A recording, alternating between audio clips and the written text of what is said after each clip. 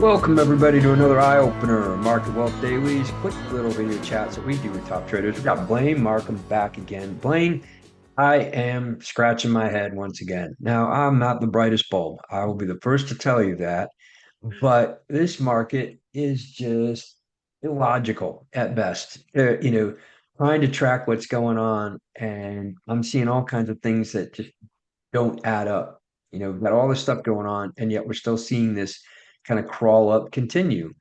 And I'm getting better. I've had great advice from you, great advice from some of the other traders that I've had on these sessions. So that's helping me a lot. I probably would have walked away from my trading desk if it wasn't for these sessions, that's for sure. But trying to sort through it all, I see the market going up, but I don't believe that I understand why.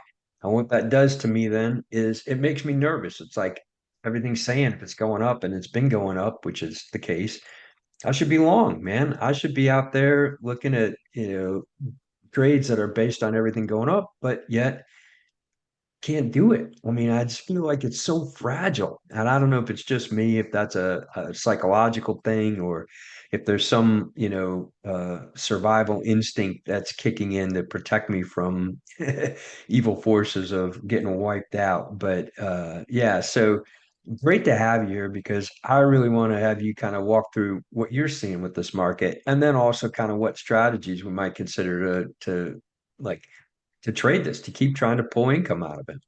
Yeah, 100%. Well, first off, just thanks for having me again, John. Glad to be here. And yeah, I mean, you're totally right.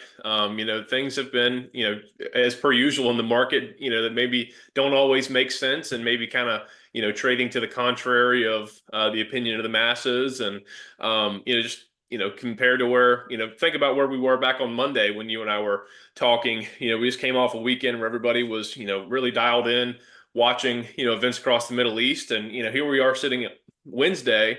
I feel like we still don't know anything more than what we knew on Monday. The markets are Mhm. just kind of reflecting that. It's been, kind of stuck in neutral. I think, there's just really the market's just playing a waiting game. And it was, frankly, it was due for that. You were talking about a little anxiety about the markets, about what to do. I think that's largely just a function of human psychology. We've had, just a crazy market experience over the past 3 months. A lot of whipsawing. We sold off, 20% on the S&P, and then we've rallied, I think 26 or 27% or something like that off of the intraday low dating back to early April. And now we're approaching near all-time highs, and it's just normal. You see people see that headline, oh, we're approaching all-time highs. Oh, we must be near the top. Things must be getting ready to fall again. So not necessarily always the case though. And so I'm going to go ahead and Mhm. try and touch on a couple of those things today. And it's also, I'll throw in, it's important to remember the timeline you're focusing on too. As traders, you can have a wide range of different timelines you're focusing on, or maybe as a longer term investor, obviously that's completely different. And we wear both hats from time to time, just depending on what we're doing, of course. But just want to go ahead and start off just looking at this here. I always really like to start, looking at a chart of the S&P 500 index right here. I feel, like that's, if you're, approaching the markets, it's best to know, to have a good sense of just what the broader market is doing and, kind of go on from there. It's just really nice to have that piece of information. So you can see here, this is the past year's worth of trading here for the S&P 500. And, we have seen a bit of a stalling, of the momentum recently in the markets. That's, has indicated that we're not still breaking out to new 52-week highs, or not 52-week highs, but new shorter term highs day after day. Much of like we were over the past 2 months, coming off those April lows, just very strong series of higher highs and higher lows, setting new 1 month, 2 month, 3 month highs pretty consistently there. We were doing that for a number of weeks on in there. And, that's kind of stalled out where, as we, well communicated over the past couple of weeks, John, we are kind of starting to hit our head on the upper end of this trading range that I think, we're going to be kind of grappling with for a bit. That range, the top end of it is somewhere between 6,000 and 650. That's kind of where we found some pretty solid resistance thus far. And, on the bottom end, I still feel pretty strongly that the bottom end of the range is going to be our rising 200-day moving average, which is going to be this purple line right here. And you can see again, we traded down to it to the penny and rallied very strongly off of it, setting a new series of higher highs over the short term right here. But you can see that 200-day moving average is now starting to slope up pretty nicely. It's rising, so we're starting to see that floor start to rise below stocks. So that's an encouraging thing to see, because that should help to tighten our range down as we're grappling with this current consolidation, digestion period that we're going through. But again, you can see down here in this lower study here, John, this is a MACD or MACD chart, and this is just illustrating, again, just in a different way, just kind of how momentum in the market had somewhat fizzled out over the past couple of weeks. You can see when our black line here, this is our MACD line, was trading above our skinnier line right here, 9-day EMA. When the black line is above that line here, that's indicating that you have a really expansionary period, very strong momentum. But again, now you can see it's actually riding just slightly below our 9-day EMA. They were running right together for a couple of weeks, and now it's actually diverging a bit, just again further indicating that we've seen that momentum cool off for a bit. And frankly, it was certainly due for that after rallying a little more than 26% in about a month and a half, month and a half's time. So it was certainly due for a bit of a cooling off and digestion. And again, we certainly communicated that on here, that we were expecting that to be coming up. And I think we're starting to see that really play out here. I think the stocks were really just looking for a reason for this to happen. And, of course, the geopolitical events, things, really heating up in the Middle East between Israel and Iran, I think kind of just served as a catalyst to kind of kick this off and really put it into motion even further. But with that said, the technicals still look really strong, John. I'm taking a medium term to long term approach. And what I mean is, we're still trading above our 200-day moving average. That's a great technical sign. And upcoming, I think this is pretty much already set in stone. It just has not happened yet. Of course, you can't predict the future, right? But should things continue, chugging along kind of as they have, even if they trade higher from here. But what we're anticipating to happen, really in the next coming weeks, because of how quickly this other moving average is beginning to catch up, we're about to get a massive technical buy signal on the S&P 500. And what I'm talking about is this one right here. This is a very widely tracked metric. And there's a lot of quants based on this, a lot of algo trading, that when they see this, it's referred to as a golden cross. They kick in, they turn bullish on the markets, and it's go time for them to start trading. And it's this one right here. So this red line right here, this is a 50-day simple moving average. And you can see it is, it had a crossover during the, March and April sell-off, where it dipped below our 200-day moving average, signal to sell signal, and has remained down below our 200-day moving average, which of course is this purple line right here. It's remained down there for a couple months. But as you can see, there's a very clear trend reversal happening right here with this moving average, and it is starting to rapidly trade higher. It's actually starting to go somewhat parabolic, as you can see, and that's largely a function of some of these older, worse data points starting to fall off, and starting to get newer data points that are starting to go into the moving average formula. So, it's rapidly starting to catch up. So unless we have some black swan event, markets just the bottom falls out, which I'm not anticipating, to clarify, we're set up for this buy signal to happen in the next couple weeks. And, again, I can tell you that this is massively significant, but I think it would be wise to go ahead and look back at a historical chart just of the past couple years of when this exact event has occurred previously. And so this chart right here, this is just looking actually over the last 6 years of trading. This is, again, the S&P 500 chart here. And I have the same two moving averages overlaid on the chart. So in this one here, our blue line is our 50-day moving average, and our red line is our 200-day moving average. So, of course, right here, we all remember what was going on in the world right here. This was when everybody figured out about COVID. This was the flash crash, economy shutting down overnight. We had a quick sell signal, as you can see right here, but things quickly reversed, very much like the trading pattern we've seen recently. We had a very sharp V-shaped recovery, and shortly thereafter, we had a 50-day moving average crossover over the 200-day moving average. And just take a look at the bull market that set off following that crossover. I mean, we had a huge recovery. We were approaching near all-time highs. And, right here, people were probably a little nervous. I mean, we still couldn't leave our homes. You remember all that stuff, right? So you see that people were probably a little nervous about what was going on.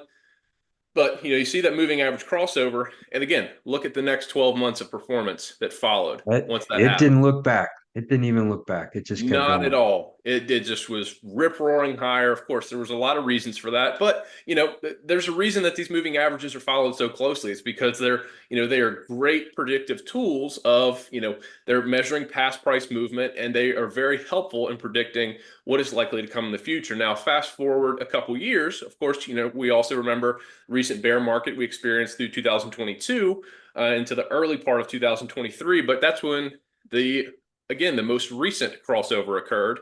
And again, you can see, we traded down in 2022, and then finally stocks began to start put a bottom in and started, getting more constructive, starting to trade higher.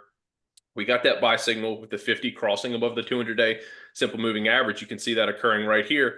And again, look what's happened over the past roughly 2.5 years. You can see great trading through all of 2023, great returns, of course, last year in 24, and again through the earlier part of this year before we hit this sell-off, largely related to trade policy that spooked markets. But with that said, I mean, I just wanted to illustrate that it's really important to always kind of zoom out and maintain perspective, and so keeping in mind that we're very likely to get this buy signal in the next couple weeks. I just thought it would be very helpful, John, just to zoom out and just show what's happened the last couple times we got this buy signal. Yeah, no, that is encouraging. It definitely kind of helped clear my head a little bit. And it gives a sense of what to watch too. So we're not there yet. We don't have that signal yet, but all signs point to that cross coming up. And yeah, I think it's pretty clear here if you look at past movement on the S&P that when that cross does happen, it's a powerful, powerful indicator. You're right. So that is crazy good, man. That's medicine for my brain cells, man. Yep, absolutely. It's not that this is anything proprietary here I'm talking about, but it's just a widely tracked metric. And again, like I said, there's a reason that so many people follow this, because it has a very strong track record of providing really good entry signals. So folks, definitely be watching out for that golden cross buy signal on the S&P that very likely is going to be happening. Again, it hasn't happened quite yet, but just based on the trajectory of the two moving averages, it is very likely that it's going to occur in the next couple weeks to come. And as we're sitting here right now, we're very near all-time highs. We're in a consolidation period. We're expecting a technical buy signal like that coming up. That does portend a very nice view on markets, in my personal opinion. So I'm starting to position my trades, and our team here at Hughes Optioneering, of course, we're starting to position anticipating that. But in the meantime, of course, I've mentioned that the momentum has stalled somewhat. So putting my shorter term trader hat back on, have to try and evaluate where are the opportunities right now. So we've mentioned the momentum somewhat stalled out. This next chart I'm looking at right here, this is actually the top chart, is what we're really going to focus on. But just for your information, this lower chart, this is actually just a daily price chart of the S&P again, just so you can see it compared. But this top chart, this is the ticker is CPC, and what this is, it's the CBOE options total put call ratio. So this is all of the options, puts and calls that CBOE offers, and this is just simply just a ratio chart between the two. And so the puts are the numerator, the denominator is the number of calls. So when you start to see this number start to rise, that means the number of puts that are being bought in the market are starting to outweigh the number of calls. So you can see that's where we're in right now. You can see, again, a spike right here, of course, back during the very peak of the sell-off in April. You can see there was, really peak bearishness. Puts really started to outpace the number of calls. People were really buying protection, but this can also serve as a signal too, because you can see this is looking over the past year. This ratio chart typically trades in a pretty tight range, and again, often trades below 1. There's generally more calls that are being bought than total number of puts. So anytime, number one, you see this index start spiking up near 1 or above, that's a pretty great signal that things are really washed out. People have put on way too many puts. People are way too bearish, and things are likely going to be, reversing pretty soon. And so you can see that, corroborated just comparing to when the level of puts really rises in the market. You can see what happens in the stock market. Again, this is the S&P 500 chart. You see really peak bearishness here. Look what followed right after. Again, another example right there during this sell-off. This was in late October, early November. You can see a nice performance through the remainder of the year right there. So we're starting to see some of that developing now. We've gotten kind of towards the top end of the tighter range that this typically follows. So, there's a lot of people, largely probably because of, what's going on in the Middle East and geopolitical concerns, starting to, add a lot more put protection to the portfolios, or perhaps even just have a bearish tilt on markets, whatever it may be.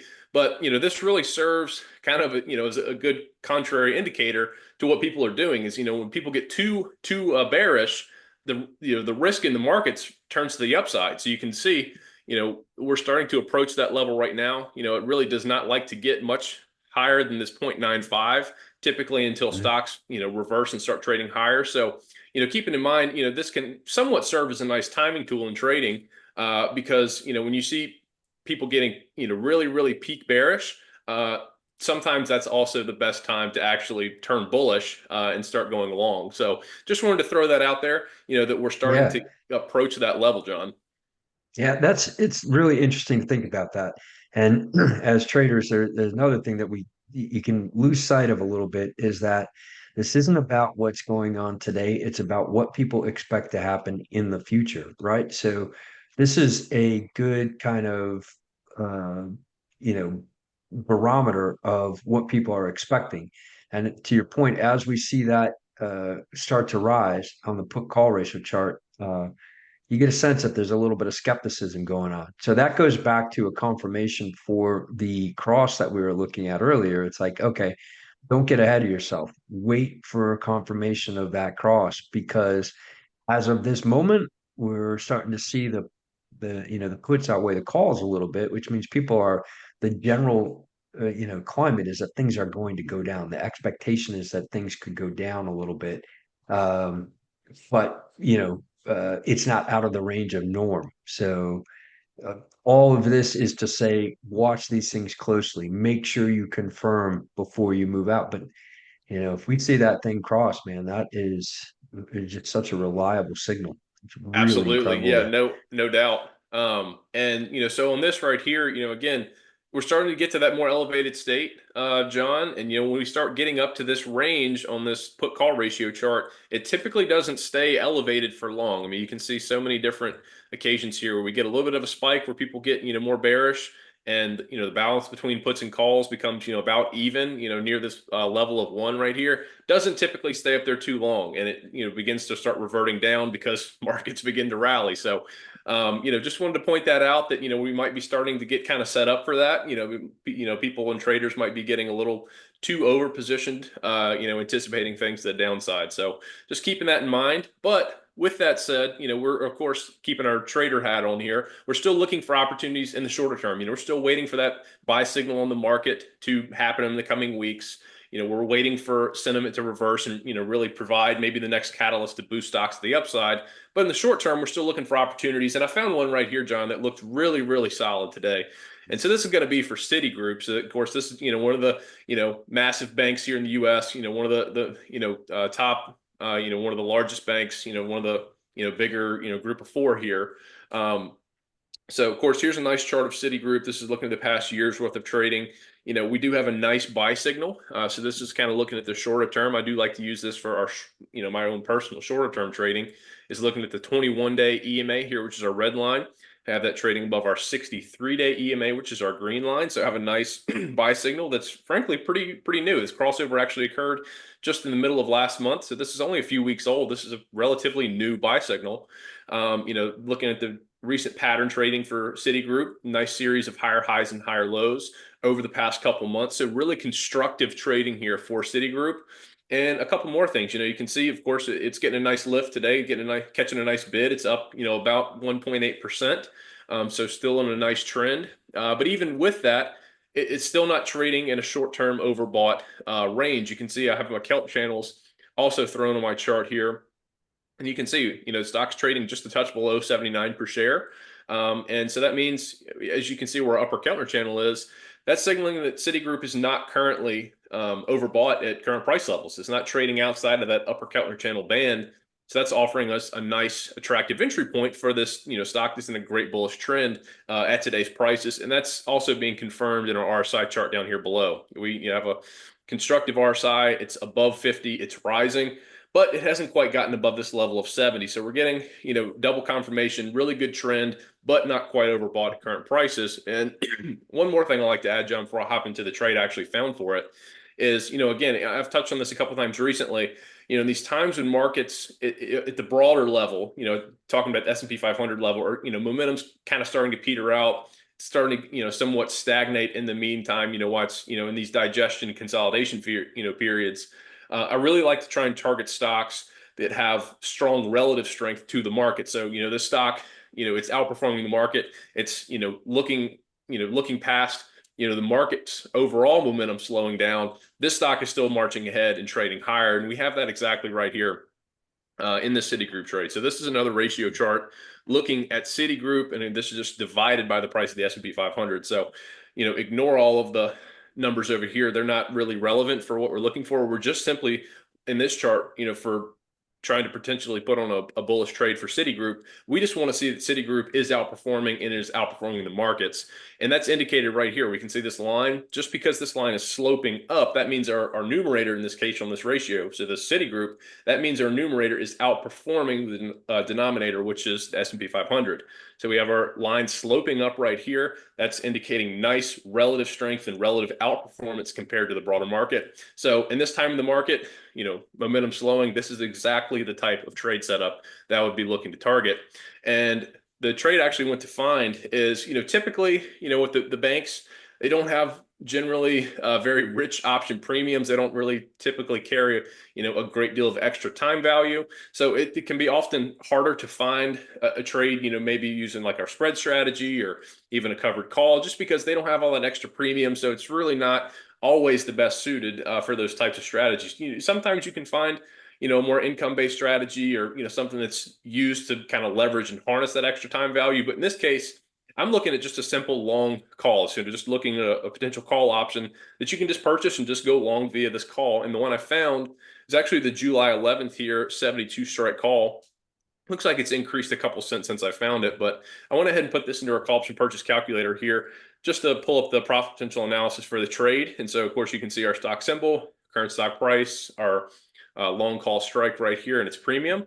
And hit our blue calculate button there to pull up the analysis down below. And you can see some pretty nice leverage being provided by this call option right here. Very little time value. It's only 60 cents in this. And, with the nice bullish trend that Citigroup is currently in, should it continue to trade higher from here, this call would be set up to produce, a very nice profit. You can see this trade actually does meet Chuck's 1% rule. If you were filing this power trend system, if Citigroup were to increase by 1% at option expiration, it would be set up to produce a profit. So that meets his 1% rule. But, take a look at some of these bigger potential moves here. Say if Citigroup trades up 5% from here, which is certainly a believable move that could happen over the next roughly month. If Citigroup were to trade up 5% by option expiration, you'd be set to produce a profit on this trade of just a little over 45%, nice 46.5% potential return there. And then take a look at this return right here. Should Citigroup really trade higher, if these major bank stocks that are seeing a nice bid today, if they really get some wind in their sails and start moving higher, even potentially bigger profit potentials out there for this trade here. Should we really get a nice bid in these stocks? So I thought this looked like a pretty great setup in the current market conditions, John. So I wanted to go ahead and share this with the folks today.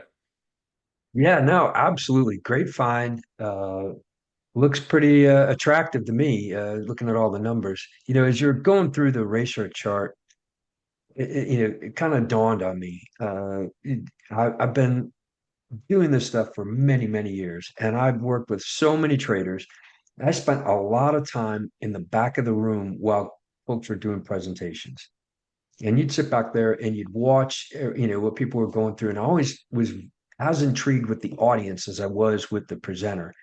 And what intrigued me was what stuck with them. What was it that, you know, because a lot of the stuff is just a little bit of it's a little bit redundant. You go over some of the basics, you don't know what the level of the trader is in the room, what the general audience is like. So you kind of reiterate a bunch of points that some people might already know, but yet watching where something stuck, you know, and something like that ratio chart, that's not the most commonly used tool. I mean, I know you didn't invent it. I know it's been out there for a while, but you know, it's like, oh wow, that is something I think I want to add to the toolbox, right? And that's how you build your arsenal is jumping on events like this, just these little chats, listen to people.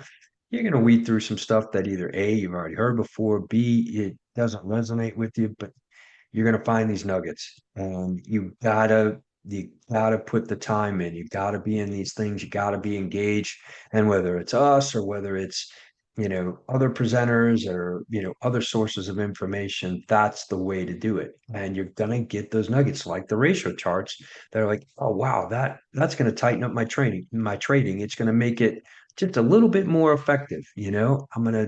I do that, and maybe I see 2 or 3% less losses, or my losses are small, or I can get out and all those things. Or I can say, hey man, I increased my wins, and my average return on trade is up a few percent.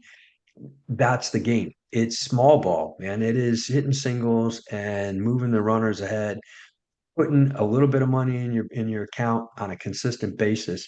Nobody can complain when someone hangs up that fastball right in the zone and you connect and bam, you knock it out of the park.